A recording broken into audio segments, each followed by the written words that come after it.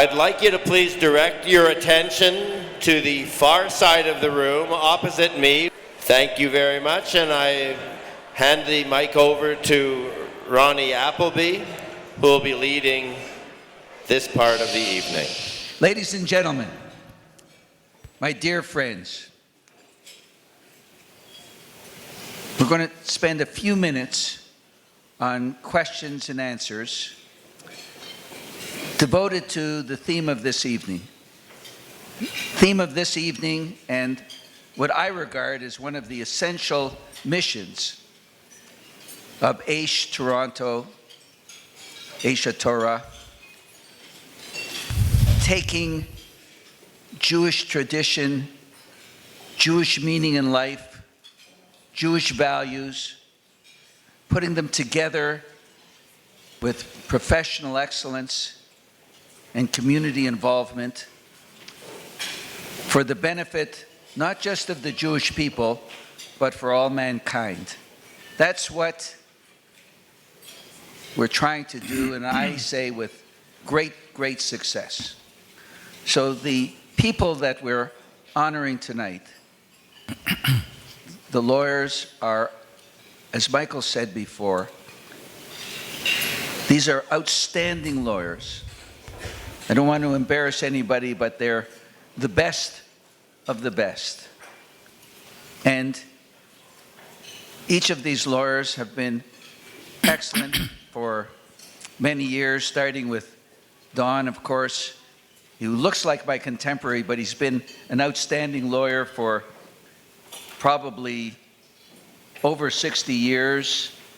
There were a couple of years he wasn't so outstanding, but mostly an outstanding lawyer who personally is my mentor and my icon, my role model when it comes to law and community, and everyone who for 40 years and 30 years and 20 years, they've been the best in each of the areas that they practice in. But all of these outstanding lawyers didn't stop there. They moved into community leadership positions. They committed to community with creativity, ingenuity, inspiration, leadership, and they pushed against the status quo to make our community the best it could possibly be.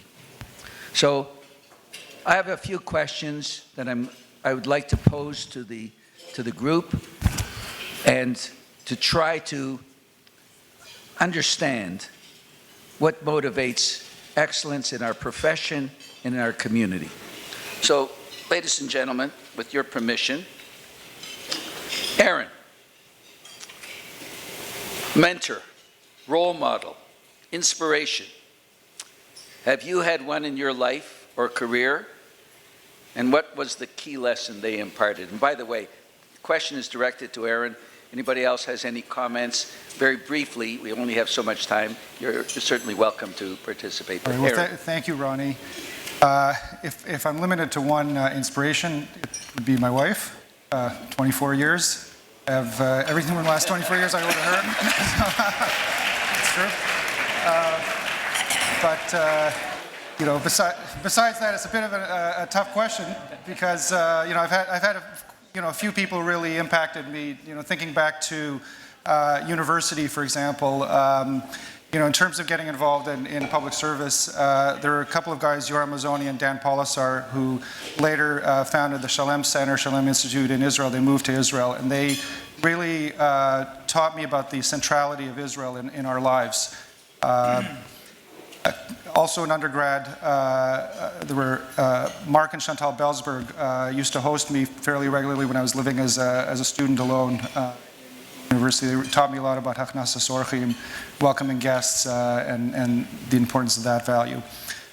In terms of on the work side, I was fortunate to work with a litigator named Frank Newbold for over a decade. He was just an excellent litigator, really good at cross-examining, which is very hard, good at writing and so on. But One thing that he taught me was just the importance of standing up for what's right, even when sometimes counsel can be very intimidating on the other side. We all know counsel can be very tough. And sometimes even with your own clients, clients want to go one way, which may not be the best for them, even if it makes them feel good. Sometimes the best thing for a client is just to settle a case when the case is weak, and it's just important to tell them the right advice, whether they like it or not. So those are some of the role models that really impacted me, and I'm very grateful and blessed. Thank you. Thanks. So I should also say that there is a description of the history and background, both in law and in community, of each of the honorees, mentors, in the book. So take it home, take a look at it. It's very meaningful. Anybody else have anything to weigh in on that? I'm overdue in acknowledging a mentor who doesn't even know that he was a mentor to me. And when I first started out about 27 years ago practicing real estate, eventually I gravitated towards the commercial leasing side of things. And I was introduced at a seminar to Harvey Haber, who's the dean of commercial leasing in Canada, really. And Harvey is a prolific speaker and author, and was kind enough in front of every one of his articles and books to make it clear that he was available for questions from anybody at any time. And I took him up on that. And over the years, we had many good chats, and he'll probably hear about this from someone here tonight. But it's thanks to Harvey that I ended up writing as much as I do, and making sure that when I write and speak, that I tell everybody who's available that gets those newsletters, contact me with any questions, anytime, and I'll take the time to share my knowledge with them. So from a perspective of a legal mentor, I have a particular soft spot for Harvey Haber, who just retired a few months ago from his firm. Oh, very nice. Okay, Daryl, while you're there. Daryl, how does a lawyer get started in community involvement, particularly at the beginning of a career when you're not a major donor? And is there any other advice you would give to a young lawyer or articling student as to fulfillment and satisfaction of his or her career? So how do you start, get involved in community, and how do you make sure that it's a fulfilling involvement? You don't have to wait to start your career to volunteer and give back to your community. The time for doing that, if you haven't done it, is now. There's so many opportunities, so many causes out there, but you have to find one that speaks to you. Whether it's a day school, a synagogue, UJ, JNF, Israeli soldiers, something will speak to you, but you don't have to wait, because as Hillel, our sage, said, if not now, when? And if not me, who? You have to become involved. With respect to advice to young lawyers who are starting out and trying to get involved, and they want to have a successful career, I think there are a number of points that they have to keep in mind. And if they follow them, then I think the chances of success are greater. Number one, you have to know yourself, and it requires a lot of introspection. You have to know your strengths and your weaknesses. If you like public speaking, maybe litigation. If you like the business world, maybe in-house counsel. If you're an autonomous type, and you like to get the credit, but you can handle the responsibility for the blame, then maybe a sole practice is for you. But if you keep the following in mind, number one, know yourself. Number two, you have to have a passion for what you do, or at least an interest at the beginning. That sometimes takes trial and error, and you have to work through a different rotation if you're at a firm and try different areas. Number three, you have to be resilient. There's going to be bumps in the road in your career just as there are in life. There can be health issues and family issues, financial issues, but you have to be able to weather them. So you need that resilience. In addition, you need a strong support group. Your family, your friends, people that you can count on as sounding boards to hear you out and give you good guidance. In addition, if you can find a mentor in law who can raise you and teach you about the law and about the profession of law, you're going to be further ahead. And finally, you need to be active in your community and looking at outside interests that you have. The job is not who you are, it's what you do. You've got to make sure that first you're a Jew who happens to be a lawyer, as I think Mark Zelenka said in the video. You're not a lawyer first who happens to be a Jew. You've got to be involved in your community. You've got to find something of interest for you and serve that cause. If it turns out that you can get business from it, that's fantastic, but do it because you have a passion to help out others. It's very rewarding for everybody, including the giver. Thank you, Daryl. Although you said 1, 2, 3, and then you started back again at 1, 2, 3. I was testing to see if you were listening to stuff. Don. Okay. What led you to combine your professional excellence with communal leadership, which has been your hallmark over the years? Well, it's very kind of you to refer to excellence. The Miller-Thompson table is listening. Before I answer that, I want to make a comment, and it's a comment I've wanted to make since we started this whole situation. There are 6 of us here with a moderator, but this moderator should have been part of the 6 because there's nobody else. There's nobody who better exemplifies what Aish is trying to teach today. Number 1, of course, I didn't start with excellence, even if I may have ended up with some excellence. And number 2, I didn't start with leadership of the community. I started as a foot soldier in UJA. And what led me to this? As I've said before, I think there is such a connection between the law and community that it is almost not just an easy step, but that it's virtually part of one in the practice of law. You're part of the community. The community operates because of law. And it was a very natural thing for me to move into community activity.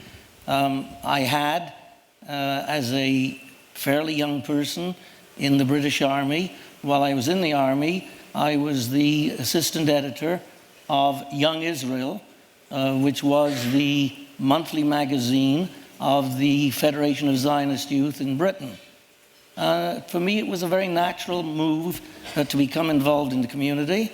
And I had as my mentor an uncle with whom I practiced. And he was president of the Jewish Family and Child Service. And he was president of some national organizations, not merely in the Jewish community. So to me, it was a very natural fit. And that's the way I view it. And that's the way I think that young lawyers should be viewing their obligation to community in general. And of course, to our community specifically. Very good. Thank you, Don.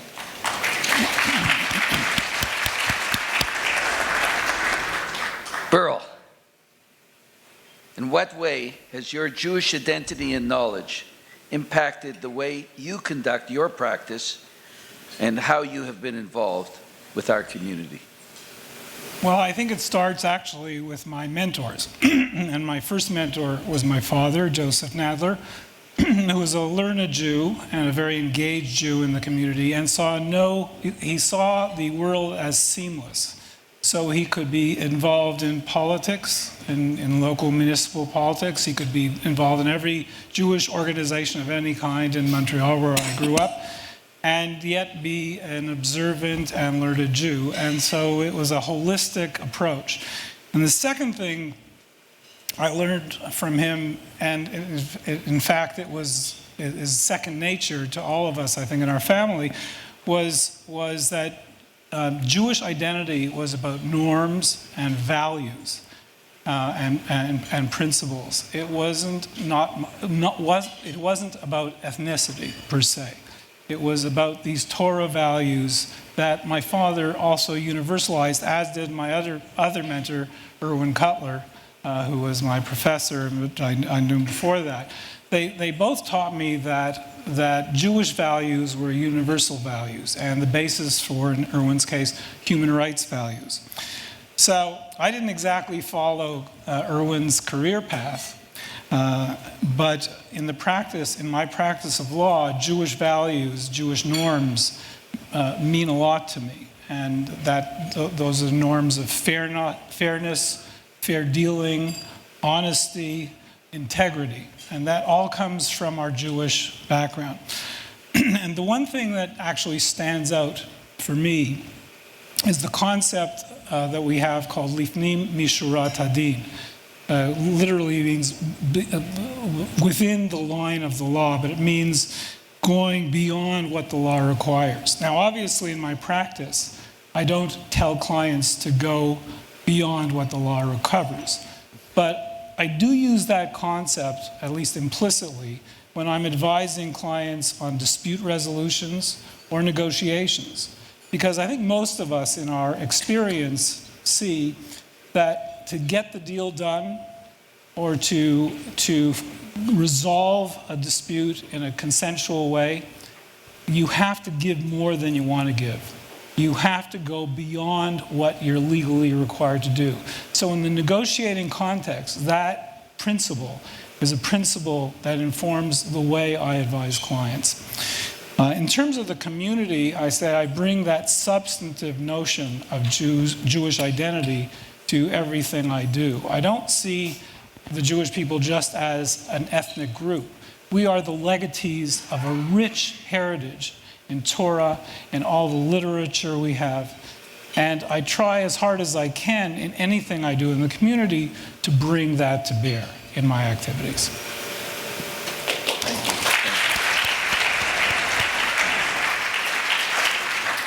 Great answers.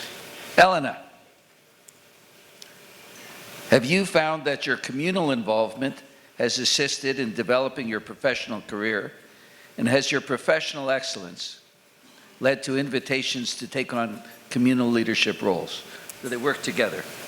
Excuse my voice, I've kind of lost it today, but they absolutely do. I'm in the happy position of advising charities. I have advised charities throughout my career.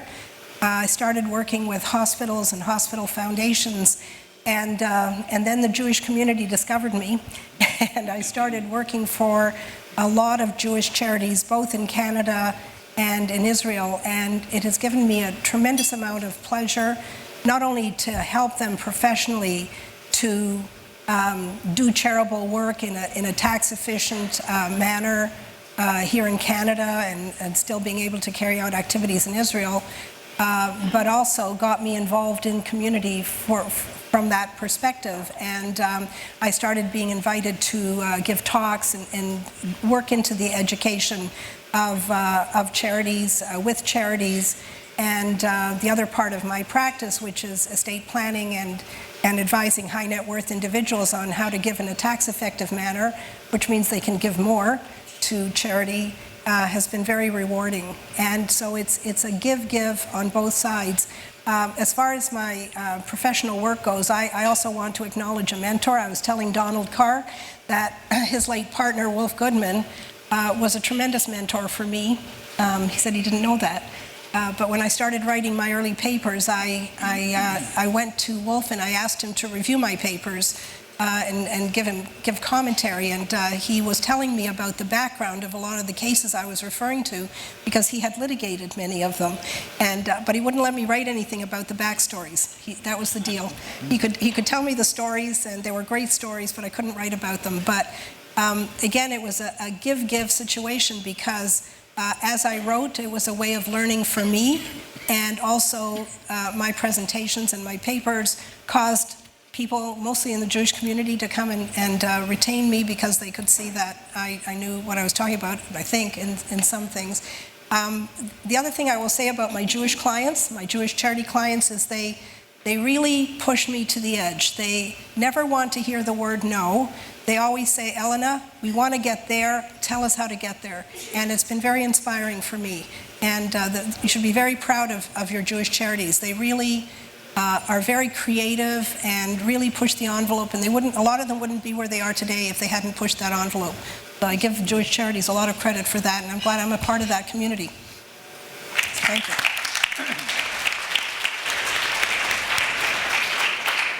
Thank you, Elena. Jordana, so let's put it all together. It's clear that there's meaning in practicing law. There's meaning in taking the legal skills and being a leader in the community. There's meaning in doing it in a Jewish way. So, how are you able to balance family, a career in law, involvement in the community, and do everything successfully? How do you do it? That's a good question. I'm not sure how successful I am at balancing those three things, but I apparently am very successful at juggling those three things. So I'll give you my secrets. So when people ask me how I'm able to do it, I say half jokingly, I succeed because of my organization, because of my sense of humor, and vitamins. Really, there's 5 things. So all you law students out there, start taking notes. Or actually, I'm sorry, we're in 2015, start taking notes. So first thing is organization. You have to be organized. When you're trying to multitask so many different things at once, you have to be organized. And if you're not organized, take courses in organization, or hire assistants who are organized, or marry somebody who is organized. You have to be organized. That's key. Secondly, you do have to have a sense of humor, but more than a sense of humor, really, you just have to enjoy life, right? You have to have a pleasant demeanor. You have to deal with people on the other side of transactions in a respectful, positive, pleasant way. And then you'll get it back. You don't want to go to the office and go through life having people upset or being nasty to people. It just isn't good. It's better when everybody, I think, from my experience, is polite and pleasant. And yeah, it's good to have a sense of humor and to smile as well. You know, if things get a little stressful at the office or at home or whatever, so you'll put a little happy spin on it, and it brings down the temperature. Vitamins. Okay, so that's sort of my way of saying take care of yourself. Exercise, eat a good diet, be cautious. You know, as you get older, look for your signs, your health signs, because if you're sick, you're no good to anybody. You're no good to your office, you're no good at home, you're no good to anybody. So then, what else? What are my other 2 secrets? Honestly, Shabbat, okay? A day of rest. And I've come to realize this later on in life, I think, that you have to have that one day where you just decompress. You just step back and you relax, and whether you go to shul or whether you sleep in all day or whether you go to your friend's house for tea, whatever it is, you just need that one day when you gotta let your blood pressure go back down and you have to decompress. And then the last thing I would say is, I put this in my don't be a hero category, so get help. If you need help at home, you're raising a family, have a nanny. Have a cleaning lady, I don't know, ask your parents to come help you, have a spouse who helps you, whatever it is. Just don't try to do it all by yourself, because it's just not possible at the end of the day, really, to be a super person, and it's okay to ask for help. So I would say that those are my secrets. Thank you very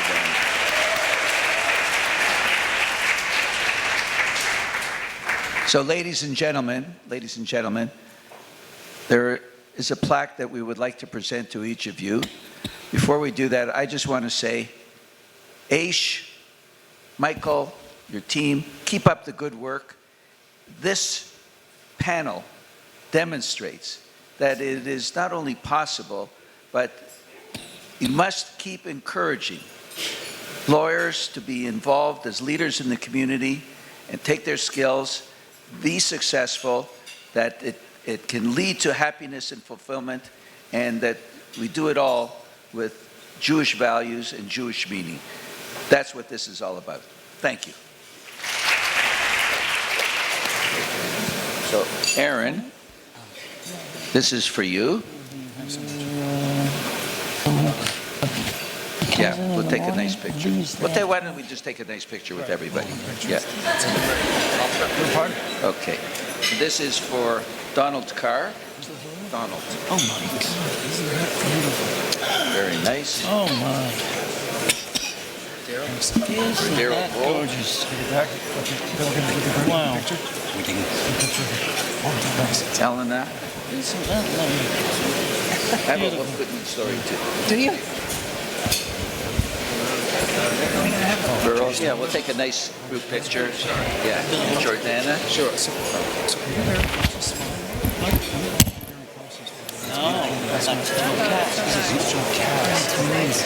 Who was my partner for many years. It was short and sweet.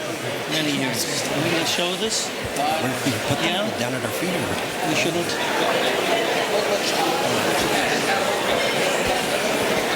Don't relax. Relax. Relapse, he means. Relax. Come closer.